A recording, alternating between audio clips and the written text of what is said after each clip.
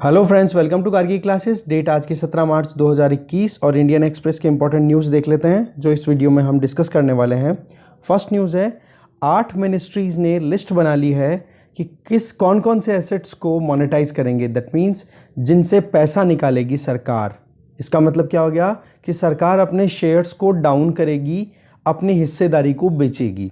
ठीक है, जिसमें रेलवे स्टेशन से लेकर के टेलीकॉम टावर्स तक भी है, तो पाइपलाइन से लेकर के रोड्स तक भी हैं। देखेंगे कौन से मिनिस्ट्री ने कौन कौन से मतलब एक एसेट्स को टारगेट किया है।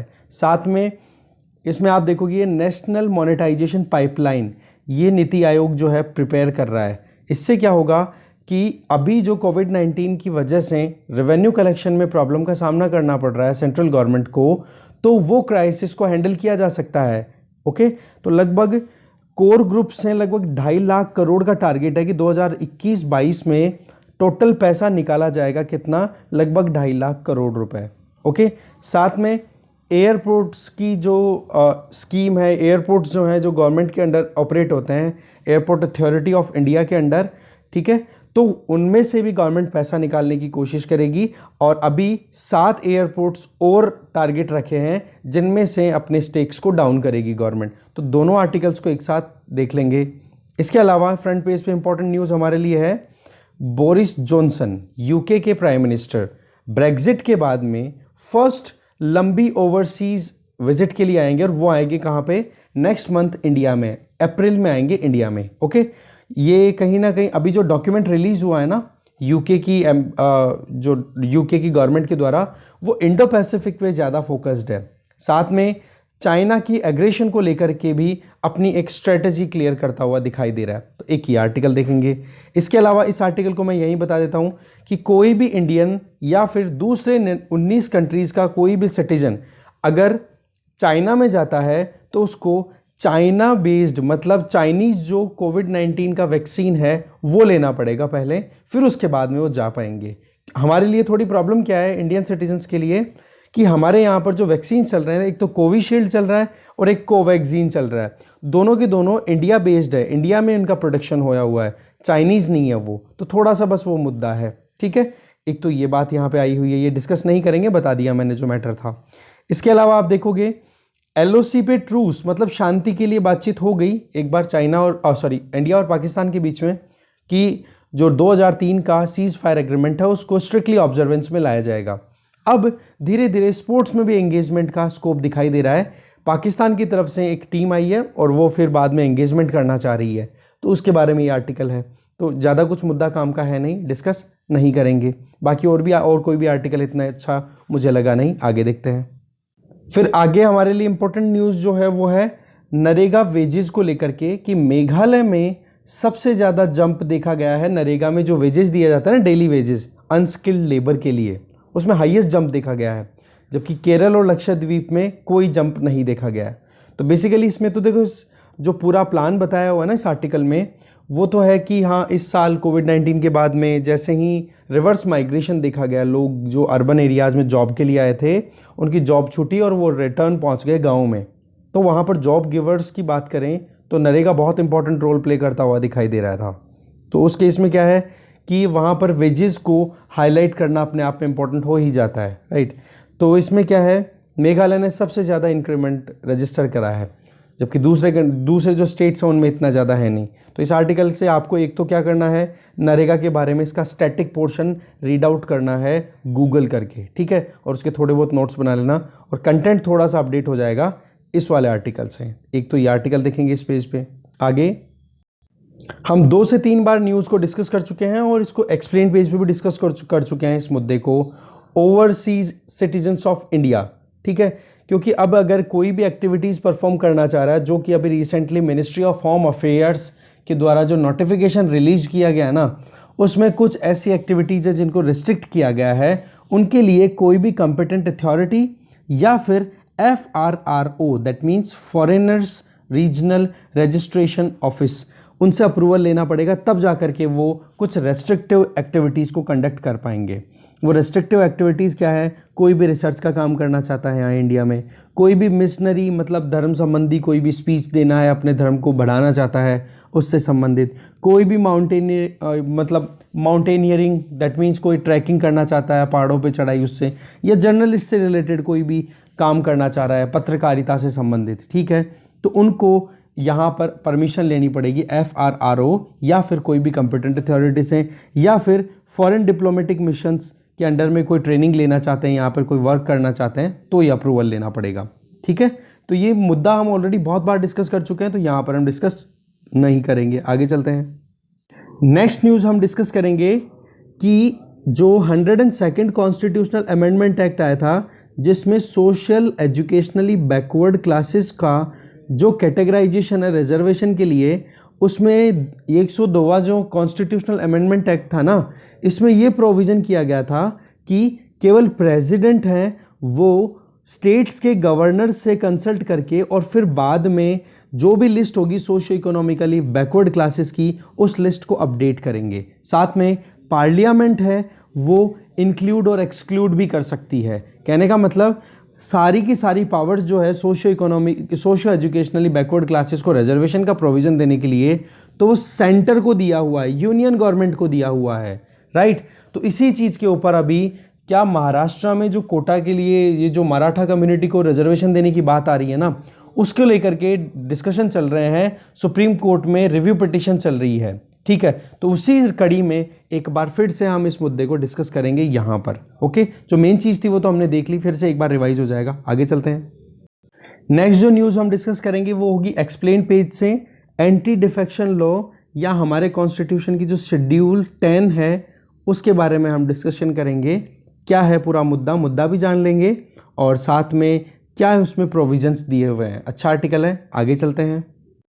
इकोनॉमी पेज पे ये न्यूज़ है जिसमें सुप्रीम कोर्ट ने नेशनल कंपनी लॉ ट्रिब्यूनल का एक वर्डिक्ट है उसको अपहेल्ड किया है, और ये कहा है कि जो कंपनी अभी लिक्विडेशन के प्रोसेस में जा रही है उसको लोग मतलब दूसरे जो बिडर्स हैं, जो भी मतलब ख़रीदार हैं, वो अगर ख़रीदना चाह रहे हैं तो वहाँ पर बैकडोर एंट्री नहीं कर सकते जो ऑलरेडी एग्जिस्टिंग जो डिफ़ॉल्टिंग कंपनी है उसके प्रोमोटर्स हैं या उसमें जो इन्वेस्ट करके बैठे हुए हैं। कहने का मतलब जिनकी वजह से या जिनके रहते हुए कंपनी अगर एक बार फॉल्ट हो गई, इंसॉल्वेंट हो गई, पैसा रिटर्न नहीं कर पा रही है, कर्जा नहीं चुका पा रही है, तो उस केस में अगर उस कंपनी को बेचा जा रहा है ना, उसके एसेट्स को लिक्विडेट किया जा रहा है, तो उस केस में उसके जो प्रोमोटर्स है ना, डिफ़ॉल्टिंग प्रोमोटर्स जिनकी रहते हुए वो कंपनी डिफ़ॉल्ट कर गई, वो बैकडोर से एंट्री नहीं ले सकते। ऐसा नहीं कि पीछे से आकर के फिर बाद में बोल दे कि हाँ हम भी बिडर्स हैं, ऐसा नहीं हो सकता, ठीक है। सुप्रीम कोर्ट ने इसी रूलिंग को अपहेल्ड किया है। देखेंगे इस आर्टिकल को पूरा डिटेल में। DFI जो डेवलपमेंट फाइनेंस इंस्टीट्यूशन की बात की गई थी, इसमें बेसिकली काम क्या होगा, लॉन्ग टर्म इंफ्रास्ट्रक्चर डेवलपमेंट को इंश्योर करने के लिए फाइनेंस अवेल कराना। तो उसके लिए लगभग 3 लाख करोड़ रुपए इंफ्रास्ट्रक्चर के लिए राइज किए जाएंगे इस कंपनी के द्वारा, या फिर DFI जो कि सेंट्रल गवर्नमेंट के बेसिस पे जो बजट में अनाउंसमेंट किया गया था उसमें काम करेंगे, ठीक है। और जो सरकार है वो लगभग 20,000 करोड़ रुपए तक का इन्फ्यूज़न अपनी तरफ से डालेगी, ठीक है। तो ये है, इसमें ज़्यादा कुछ काम का है नहीं, बस DFI के बारे में आप थोड़ा सा गूगल करोगे। साथ में इधर जो है ये वाला आर्टिकल, इसमें ये बताया है कि जो ministry of electronics and information technology MEITI, ठीक है, IT मिनिस्ट्री भी शॉर्ट में हम बोल सकते हैं, तो उन्होंने ये कहा है कि अभी हमने एक आर्टिकल देखा था जिसमें रेड इको करके चाइनीज़ कंपनी बेस्ड एक मालवेयर का अटैक कंसिडर किया गया था, ट्रेस किया गया था, जो पावर सेक्टर है, और महाराष्ट्र में 12 अक्टूबर को जो पावर कट हुआ था उसके पीछे। तो अभी क्या है, साइबर सिक्योरिटी बहुत इंपॉर्टेंट एक आप कह सकते हो एक इम्पॉर्टेंट पार्ट है, ठीक है। तो वहाँ पर मिनिस्ट्री ने अपनी तरफ से एक नोटिफिकेशन डिक्लेयर किया है कि गवर्नमेंट डिपार्टमेंट्स अगर साइबर सिक्योरिटी के लिए कोई भी प्रोडक्ट, कोई भी प्रोग्राम, कोई भी इक्विपमेंट अगर परचेज करे तो ट्राई वो करे कि मेड इन इंडिया या मेक इन इंडिया प्रोग्राम को प्रमोशन मिले, मतलब लोकल प्रोडक्ट को ही वो डिप्लॉय करे। ये चीज़ बताई जा रही है इस आर्टिकल में, तो हम ज़्यादा डिस्कस नहीं करेंगे, मुद्दा जो था वो हमने अच्छे से देख लिया। अब आपके लिए छोटी सी एक टास्क आ गई है, IRDAI के बारे में आपको पढ़ना है, जो इंश्योरेंस रेगुलेटरी बॉडी है ना इंडिया की, उसके बारे में, ठीक है। इसमें तो क्या है कि हेल्थ पॉलिसी प्रीमियम में अभी जो भी ये इंश्योरेंस पॉलिसी गिवर्स है ना, पॉलिसी देने वाली जो कंपनियां हैं, इन्होंने क्या अपने मन से ही हेल्थ पॉलिसी प्रीमियम को डबल कर दिया, बहुत ज़्यादा बढ़ा दिया। इसकी वजह से क्या हो गया, देखो पहले ही हमारे यहाँ पर जो इंश्योरेंस पेनिट्रेशन है, इंश्योरेंस का कवरेज है, वो बहुत कम है इंटरनेशनल कंपैरिजन में देखा जाए तो, और रही सही में ये और महंगा कर देंगे तो फिर ये अट्रैक्टिव रहेगा ही नहीं। तो इसके लिए कहीं ना कहीं इरडाई ने अपनी तरफ से चेक स्टेप्स लगाए हैं। तो आपके लिए काम क्या है, इरडाई के बारे में गूगल करके पढ़ना, कोई सी भी अच्छी वेबसाइट से नोट बना लेना, ठीक है। अब देखते हैं आर्टिकल्स को डिटेल में। फर्स्ट न्यूज़ है, 8 मिनिस्ट्रीज ने लिस्ट बना ली है कौन से एसेट्स को मोनेटाइज किया जाएगा, जिसमें स्टेशंस भी हैं, तो टेलीकॉम टावर्स भी हैं, तो पाइपलाइन से लेकर के रोड्स तक भी हैं। तो इसमें टोटल एक एग्रेसिव टारगेट लिया है गवर्नमेंट ने, वो है 2.5 लाख करोड़ रुपए का एसेट को सेल करके और वो पैसा राइज करना, ठीक है। जिसमें आप रोड्स की बात करो, इलेक्ट्रिसिटी ट्रांसमिशन की बात करो, ऑयल और गैस पाइपलाइंस की बात करो, टेलीकॉम टावर, स्पोर्ट्स स्टेडिया या फिर कोई और सेगमेंट, इनमें से पैसा निकाला जाएगा। अब कौन से मिनिस्ट्री ने क्या टारगेट किया है उनको देख लेते हैं। सबसे पहले रेलवे मिनिस्ट्री का आप देखो, 50 railway station, 150 private passenger trains की बात की जा रही है। टेलीकॉम की बात करें तो टेलीकॉम एसेट्स में BSNL और MTNL और भारत नेट, इनके एसेट्स की बात की जा रही है, इनको सेल आउट करेगी। रोड ट्रांसपोर्ट एंड हाईवे की बात करो तो रोड लेंथ लगभग 7000 किलोमीटर का, उसमें क्या किया जाएगा, जो भी ऑलरेडी गवर्नमेंट के अंडर में जो रोड्स है ना, उनको PPP मॉडल पे लेके आ जाएगी, ठीक है। इस पे पावर मिनिस्ट्री ने क्या किया, ट्रांसमिशन एसेट्स हैं या पावर ग्रिड्स हैं, उनको प्राइवेटाइज करने के लिए। ऐसे ही यूथ अफेयर स्पोर्ट्स ने स्पोर्ट्स स्टेडिया, जिसमें इंडोर आउटडोर वो सारे स्टेडियम्स आ गए, वहाँ पर अपने स्टेक्स को डाउन करेगा। ऐसे ही सिविल एविएशन की बात करें तो एयरपोर्ट अथॉरिटी ऑफ इंडिया अपनी तरफ से 13 एयरपोर्ट्स में अपने स्टेक्स को डाउन करेगा, जिनमें दिल्ली, मुंबई, बेंगलुरु, हैदराबाद एयरपोर्ट ये भी हैं। साथ में पेट्रोलियम और गैस, नेचुरल गैस जो मिनिस्ट्री है, उन्होंने गेल, IOCL और HPCL से अपनी खुद की जो स्टेक्स हैं उनको डाउन करने की बात की है। ऐसे ही शिपिंग, पोर्ट्स एंड वाटरवे, ये जो होती है ना जहाजरानी मिनिस्ट्री, ठीक है, वो 30 बर्थ तक अपना टारगेट रिड्यूस करेंगी, कहने मतलब अपनी जो स्टेक्स हैं उनको डाउन करेंगी। इसमें आप देख रहे हो रेलवे मिनिस्ट्री है, वो ट्रेन्स की और रेलवे स्टेशंस की, वहाँ पर उसका प्राइवेटाइजेशन करने की बात कर रहे हैं, जहाँ पर रिक्वेस्ट फॉर प्रपोजल और रिक्वेस्ट फॉर क्वालिफिकेशन ये एक तरीके से ओपन भी कर दिया 50 रेलवे स्टेशंस के लिए। मार्च एंड आते आते, इसी महीने के लास्ट में आते आते ये शुरू हो जाएगा। Ministry of road transport and highway ने 7220 किलोमीटर की रोड है, उसको अलग अलग तरीके से एक तरीके से प्राइवेटाइज करना कह सकते हो, या अपना जो स्टेक्स है उनको रिड्यूस करने की बात की है, जिसमें इंफ्रास्ट्रक्चर इन्वेस्टमेंट ट्रस्ट के थ्रू पैसा निकलना। दूसरा टोल ऑपरेट एंड ट्रांसफ़र, ये क्या है, एक तरीके से एक आप कह सकते हो PPP मॉडल का एक तरीका है, ठीक है ना, जिसमें प्राइवेट सेक्टर का जो काम है उसको ज़्यादा रोल प्ले किया जाता है, गवर्नमेंट केवल एक फैसिलिटेटर का काम करेगी। ऐसे ही सिक्योरिटाइजेशन का काम करना, ज़्यादा से ज़्यादा जो भी इन्वेस्टमेंट के लिए जो शेयर्स लॉन्च किए हुए हैं, उन सिक्योरिटीज़ को, उन शेयर्स को अपनी तरफ से सेल आउट कर देना और ज़्यादा से ज़्यादा इन्वेस्टमेंट अट्रैक्ट करना और खुद का स्टेक डाउन कर देना। इसी तरीके से जो टेलीकॉम इंडस्ट्री है, उधर से आप देखो MTNL, BSNL और भारत नेट में अपने स्टेक्स हैं वो डाउन करेगी government. Similarly ministry of youth ने हमें देखा अलग अलग जो स्टेडियाज़ हैं, स्पोर्ट्स स्टेडियाज़, उनमें अपना इन्वेस्टमेंट रिड्यूस करेगी। दूसरा पोर्शन देखते हैं हम। दूसरे पोर्शन में है कि 7 एयरपोर्ट्स को टारगेट कर लिया है जिनको अब प्राइवेटाइजेशन की तरफ ले जाया जाएगा, ठीक है। इसके पहले देखो अहमदाबाद, मैंगलोर, जयपुर, लखनऊ, गुवाहाटी और थिरुवनंतपुरम, ये ऑलरेडी इनका प्राइवेटाइजेशन हो चुका है, पब्लिक प्राइवेट पार्टनरशिप मोड पे अब ये काम कर रहे हैं, जहाँ पर एयरपोर्ट अथॉरिटी ऑफ इंडिया ने अपने खुद के स्टेक्स को डाउन कर लिया है। अब भुवनेश्वर, वाराणसी, अमृतसर, रायपुर, इंदौर और त्रिची, इन एयरपोर्ट्स को और टारगेट रखा गया है। साथ में आगे प्लान है कि जो भुवनेश्वर का एयरपोर्ट है वो कुशीनगर का जो एयरपोर्ट है, गया का एयरपोर्ट, गया मतलब बिहार, वाराणसी एयरपोर्ट है, कांगड़ा एयरपोर्ट हो गया, अमृतसर, जलगांव एयरपोर्ट, रायपुर एयरपोर्ट, इनको भी टारगेट में रखा हुआ है कि अब गवर्नमेंट यहाँ से ओवरऑल बात देखो मेन क्या आ रही है, प्राइवेटाइजेशन की तरफ पैसा निकालना है सरकार को, ये है मेन मुद्दा। नेक्स्ट जो न्यूज़ है वो ये कि यूके के प्राइम मिनिस्टर बोरिस जॉनसन जो है वो इंडिया की विजिट पे आ रहे हैं नेक्स्ट मंथ, और यूके ने अपनी एक पॉलिसी भी डिक्लेयर कर दी है जिसमें इंडो पैसिफिक की तरफ अपना टिल्ट रखा है। ये ब्रेग्जिट होने के बाद में, मतलब ब्रिटेन के यूरोपियन यूनियन के बाहर निकलने के बाद में ये इस तरीके के पहली विजिट होगी वहाँ के प्राइम मिनिस्टर की।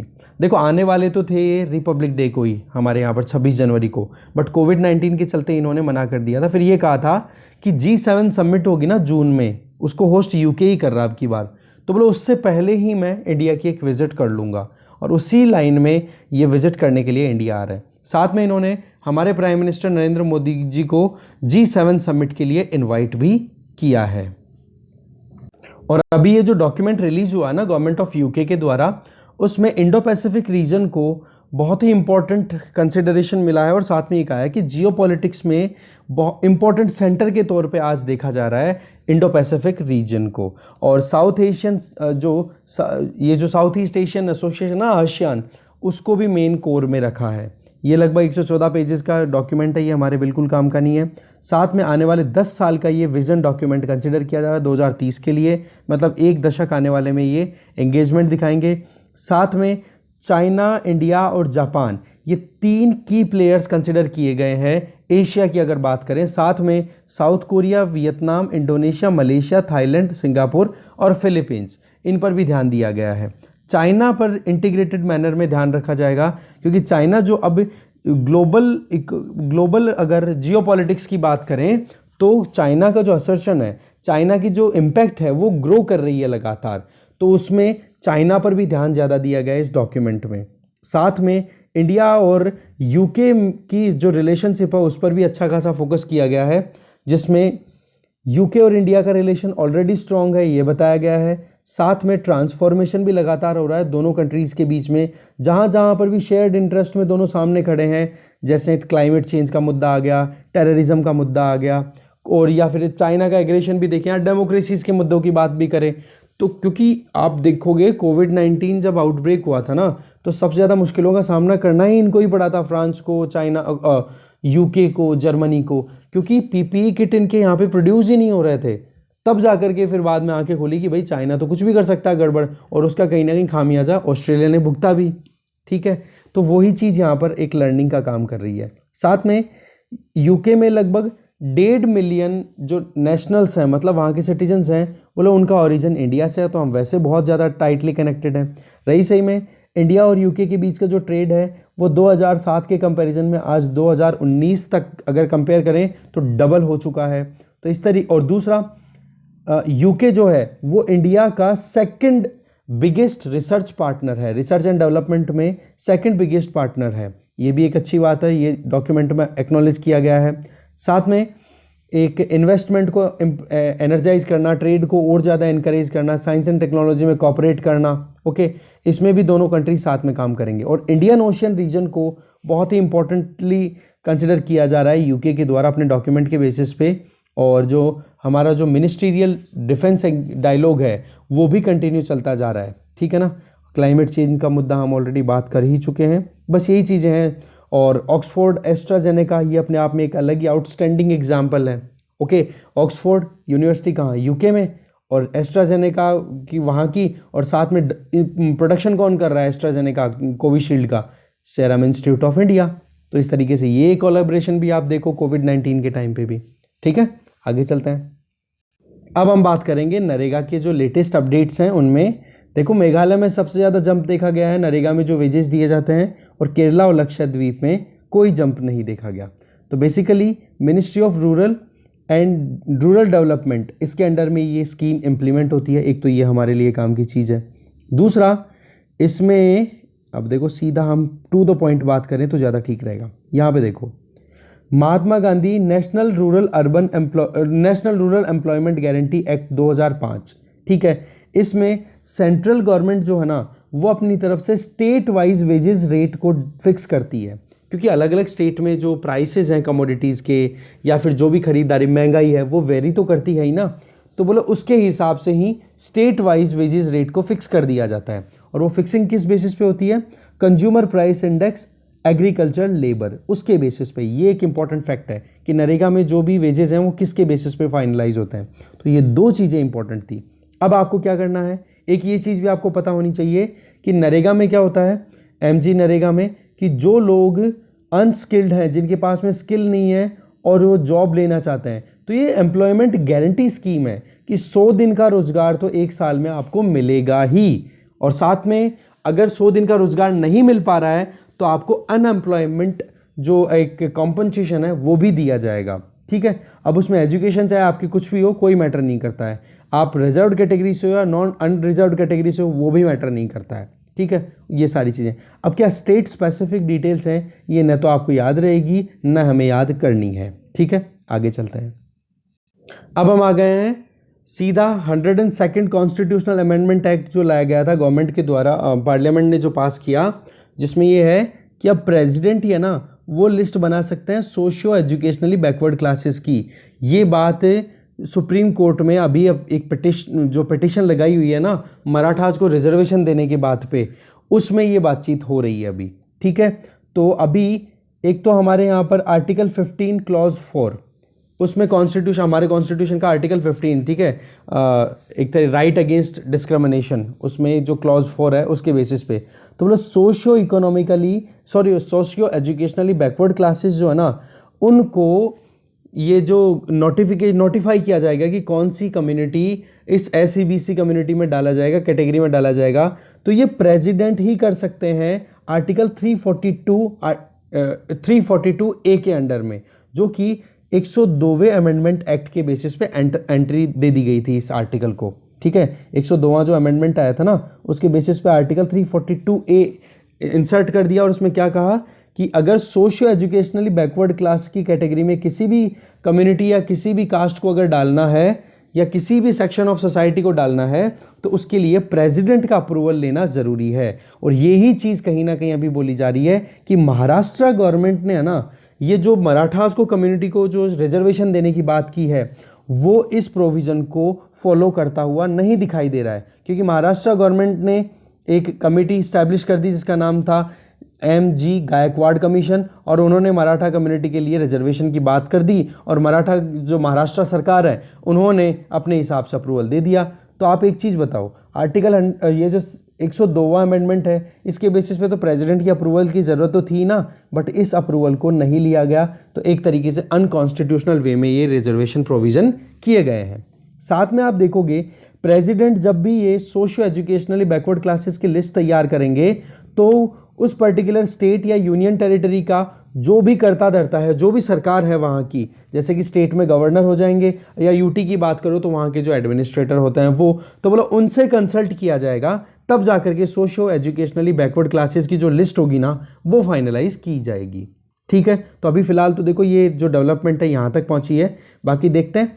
11 जजेस की बेंच की बात की गई थी रिव्यू करने के लिए कि 50% का जो कोटा दिया हुआ है ना इंदिरा साहनी केस में, मंडल कमीशन केस जो 1992 का है, वो देखते हैं रिव्यू होकर आगे क्या बढ़ता है। फिलहाल का अपडेट हमने ले लिया, आगे चलते हैं।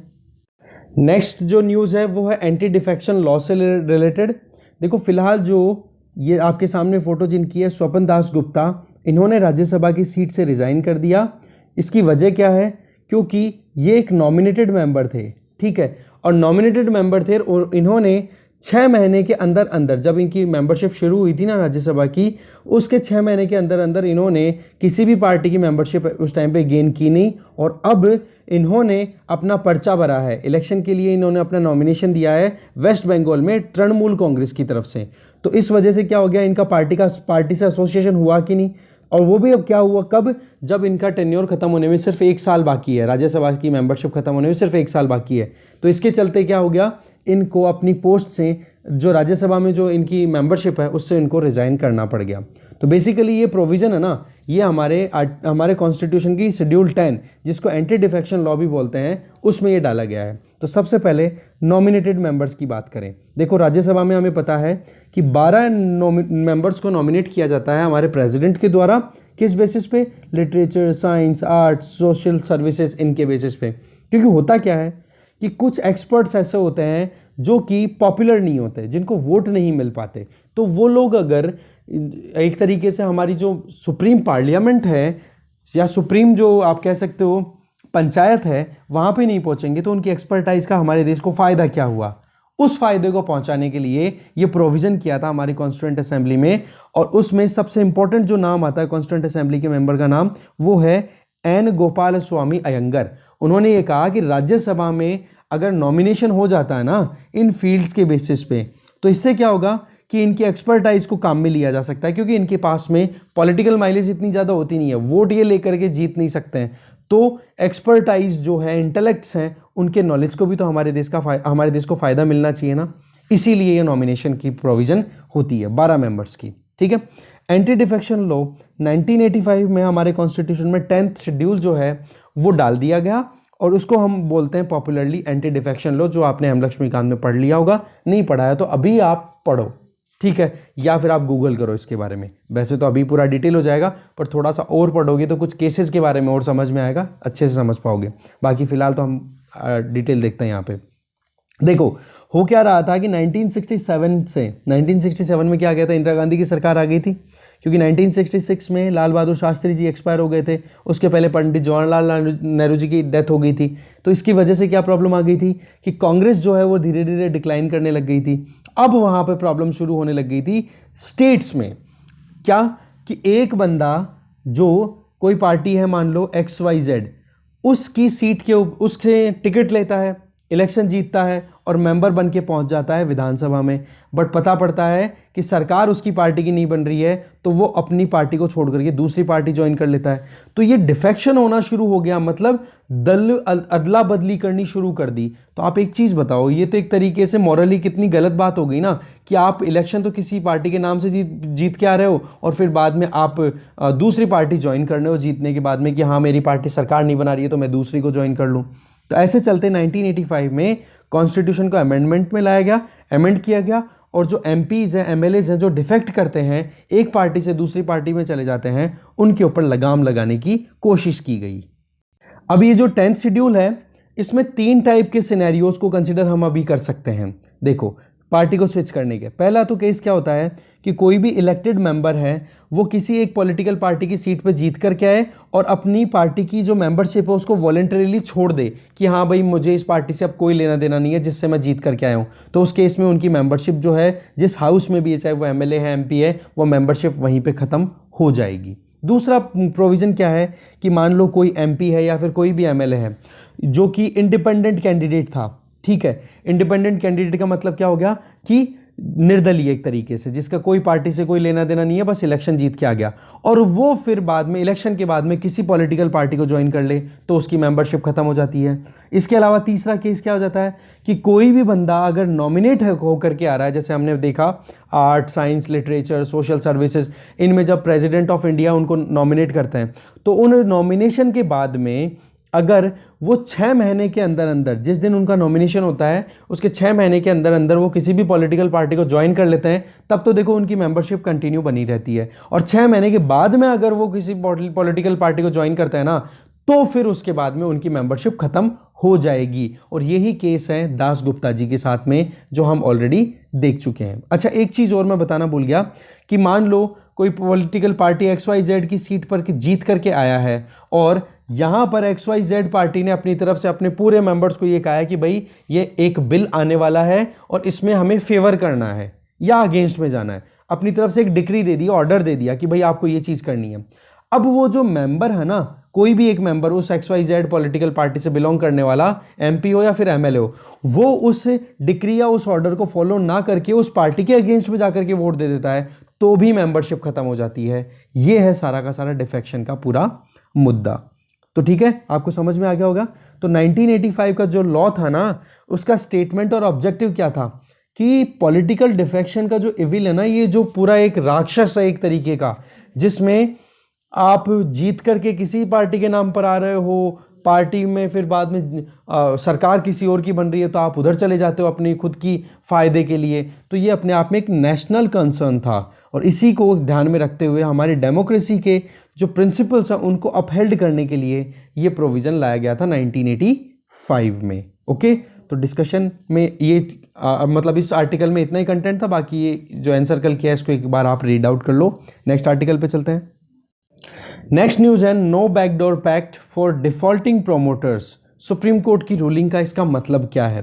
देखो, सुप्रीम कोर्ट ने एक चीज़ कही है कि जो प्रोमोटर्स हैं, इंसॉल्वेंट कंपनी, मतलब कौन सी कंपनी जो अपने प्रिंसिपल जो किसी से कर्जा ले रखा है बैंक से, और वो टाइम पे ना तो प्रिंसिपल अमाउंट को रीपे कर पा रहे हैं ना इंटरेस्ट रीपे कर पा रहे हैं, तो उस कंपनी को इंसॉल्वेंट बोल दिया जाएगा। ठीक है।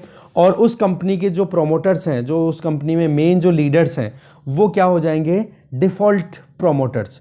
अब उन डिफॉल्ट प्रोमोटर्स को मना कर दिया कि जो इंसॉल्वेंसी एंड बैंक्रप्सी कोड है ना 2016 का, उसमें सेक्शन है 29A, उसमें क्लियरली लिखा हुआ है कि किसी भी बेसिस पे ये जो डिफॉल्ट प्रोमोटर्स है ना, ये उस डिफॉल्टेड कंपनी के लिक्विडेशन में पार्टिसिपेट नहीं करेंगे बिडिंग के अंदर। कहने का मतलब अगर कंपनी डूब चुकी है तो आप कोई बैकडोर एंट्री लेकर के उस कंपनी को खरीद नहीं सकते। इससे क्या हो सकता है? इससे फिर इंटरेस्ट को और ज़्यादा हार्म हो जाएगा। मान लो कोई कंपनी है ए, उसमें एक बंदा है जिसका नाम है अखिल, आप पे मत लेना कोई आपका, आप में से किसी का नाम हो अखिल तो ठीक है, तो अखिल है, तो वो इंडिविजुअल ने इसको प्रमोट किया कंपनी को, बट वो कंपनी जो है वो घाटे में चली गई, इंसॉल्वेंट हो गई, टाइम पे पैसे रिटर्न नहीं कर पा रही है। तो अब इस कंपनी को क्या करेंगे? जो बैंक जिन लोगों ने लोन दिया था, क्रेडिटर्स हैं, वो आएंगे यहाँ पे क्या करेंगे? इस कंपनी को, इसके एसेट को लिक्विडेट करेंगे, सेल आउट करेंगे। अब वो सेल आउट करेंगे और वो अखिल जो है वो बैक डोर से एंट्री लेकर के यहाँ पर बिडिंग में लाइन में लग जाता है, और वो ये सोचता है कि बिडिंग में एक बार अगर कंपनी का जो कर्जा है मान लो 500 करोड़ रुपए है, और बिडिंग में जब बोलियां लगनी शुरू हुई तो वो कंपनी बन गई 300 करोड़ रुपए की सिर्फ, और उस केस में फिर अखिल जो है यहाँ पर आकर के इसको खरीद लेगा, तो अखिल ने तो 200 करोड़ रुपए बचा लिए कि नहीं, अब केवल 300 करोड़ रुपए का कर्जा ही चुकाना पड़ेगा। तो ये तो एक तरीके की चोरी हुई कि नहीं? ये बैकडोर एंट्री अलाउ नहीं करनी है। इस चीज़ के लिए जो नेशनल कंपनी लॉ ट्रिब्यूनल है, कंपनी लॉ एपेलेट ट्रिब्यूनल है NCLAT, उसने अपनी तरफ से वर्डिक्ट दिया कि section 29A of IBC allow नहीं करता है किसी भी कॉम्प्रोमाइज़ के लिए, अगर कंपनी जो डिफॉल्ट कर गई है और उसके डिफॉल्ट जो प्रोमोटर्स हैं वो ही आकर के बैकडोर एंट्री लेना चाहिए। बेसिकली कंपनीज एक्ट है ना 2013 का, उसमें सेक्शन 230 है एक, उसमें क्या है ये बताया गया है कि कुछ ऐसी कंडीशंस जिनमें कोई भी क्रेडिटर जो है वो कंपनी में कोई भी स्कीम के बेसिस पे कॉम्प्रोमाइज कर सकता है कि हाँ कर्जा हो गया है और हम थोड़ा सा टाइम दे दो, हमें एक्सटेंड कर दो, रिलैक्सेशन दे दो। तो वो क्या है, जो उधार देने वाले लोग हैं ना, जो भी बैंक है, उनके साथ में थोड़ा एडजस्टमेंट कर सकता है कंपनीज एक्ट 2013 के सेक्शन 230 के बेसिस पे। पर इसका मतलब ये नहीं है कि जो कंपनी डिफॉल्ट कर गई है, लिक्विडेशन के स्टेज पे पहुंच गई है, एसेट बिक रहे हैं उसके, और उस टाइम पर इस सेक्शन का यूज किया जाए। बोले ये बिल्कुल भी अलाउड नहीं है। ये ही है ये पूरा मुद्दा। अगर आपको समझ में आ गया हो बहुत बढ़िया, नहीं समझ में आया हो तो मैं इसको धीरे धीरे स्क्रॉल अप स्क्रॉल डाउन कर रहा हूँ, आप पॉज करके और एक बार रीडिंग ज़रूर मार देना इस पर। बाकी मुद्दा इसके अलावा कुछ भी नहीं है इसमें मैटर। ओके, ये देखो आपके सामने पूरा स्क्रीन है। डिस्कशन यही खत्म है। Thank you very much.